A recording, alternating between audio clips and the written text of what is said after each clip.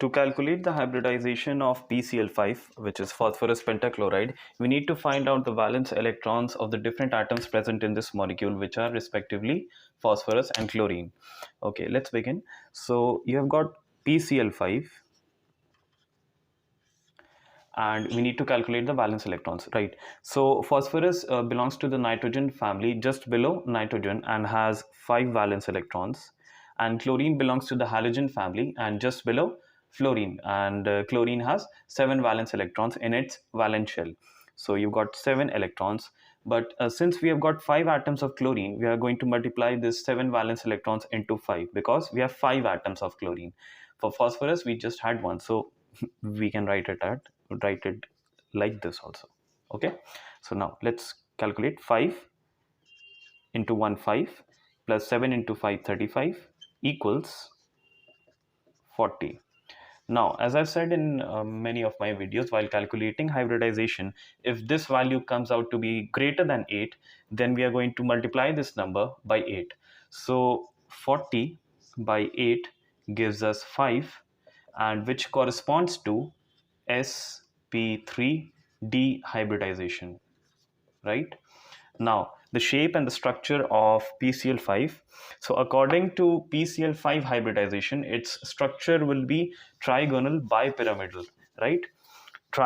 A triangle in a 2D plane and two pyramids above the plane and below the plane.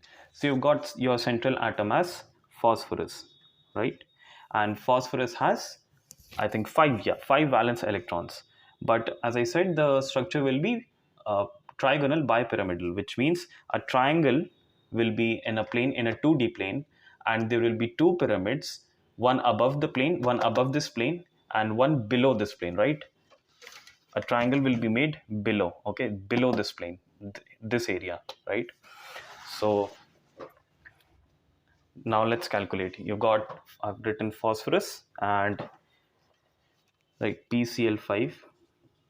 So you've got phosphorus having 5 valence electrons, 1, 2, 3, 4, 5, and you've got 5 chlorines, and 3 chlorines will be in a plane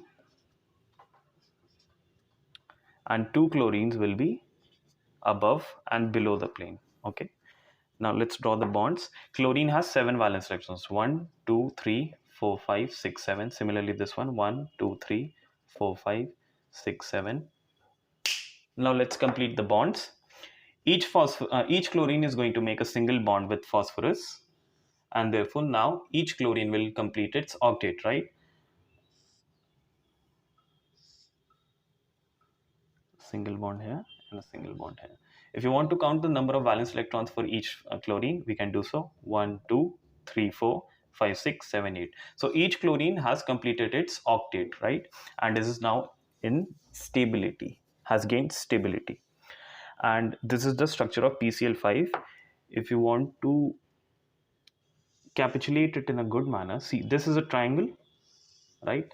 And how come are these two pyramids, one above and one below? It can be picturized like this. See, you've got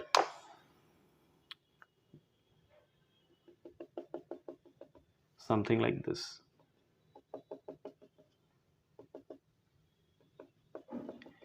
Now, can you see the 3 faces of the pyramid? See, this is one face.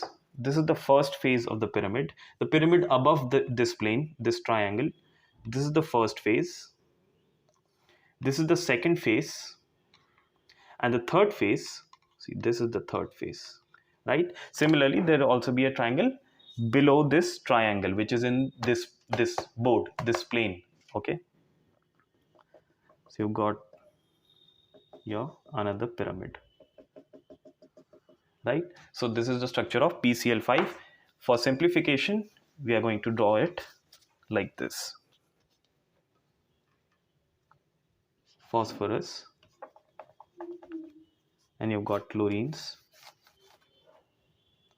One chlorine here, one here, one here, and these are making a triangle, and another one above this plane, above these PCl3, this PCl3, and one below, right?